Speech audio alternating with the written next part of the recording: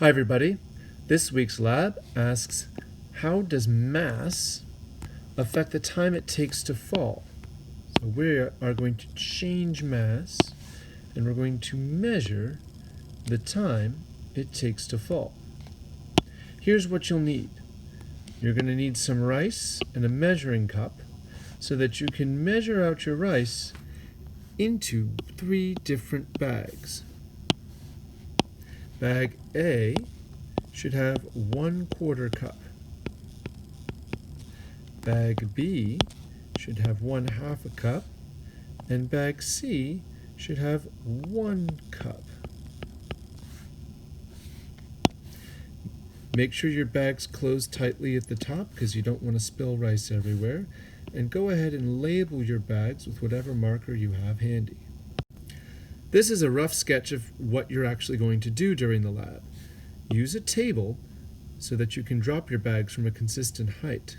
Every time you do a trial, you'll drop your bag to the floor and you'll start your timer at the same time. You'll stop it when you see your bag hit the floor, and then you can fill out the time in seconds that it took your bag to fall. Do at least 3 trials. It doesn't take very long, so I recommend you even do all the way up to 5 trials. Calculate your average at the bottom. Remember that an average is the sum of all the trials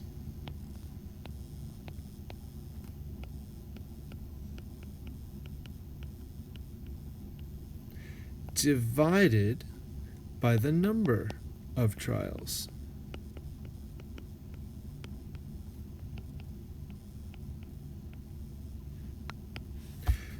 Of course, you can also put your data into a spreadsheet and use the average formula to calculate.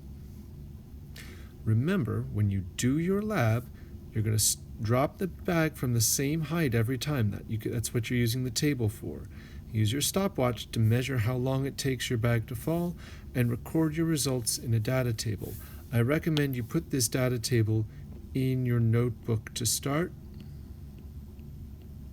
and then copy it into Google Sheets or a Google slide. This is what my notebook looks like after I collected my data. Over here, I have the guiding question, and I wrote my hypothesis. I said, if the heaviest bag hits first, then more massive things really do fall faster because they're pulled more. Then I made up my data table. I have a column for each bag, I have a row for each trial, and I calculated the average along the bottom. I included my units, and when my bag exploded, I had to cross out the data and start again. Based on this data, I was able to make a claim, and I was able to draw a graph. My graph has a title,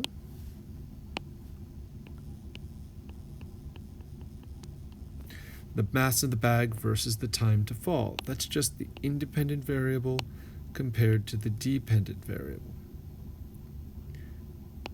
I labeled each of the bars with the actual value that I was using, and I labeled the axes on the bottom with each trial and what it was measuring, as well as what I put on the bottom.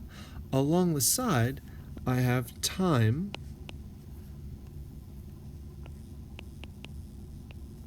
in seconds, and I make that clear as well by including the units.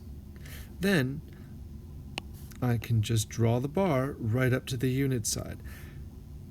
I use the grid on my notebook paper to make it easier to draw my graph. I could also do this with lined paper and a ruler, so you don't need a special notebook to do it.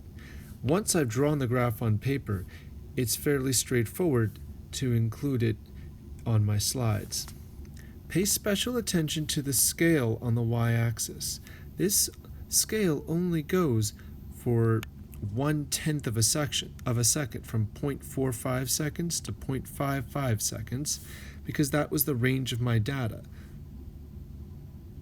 When I look at my averages, my smallest was 49 and my biggest was 0.52, so I decided to include this range so that I could see how far apart my bars are. This is a slow motion video I took of dropping all 3 bags at the same time. If you watch it carefully, you can see for yourself whether my hypothesis was correct or not.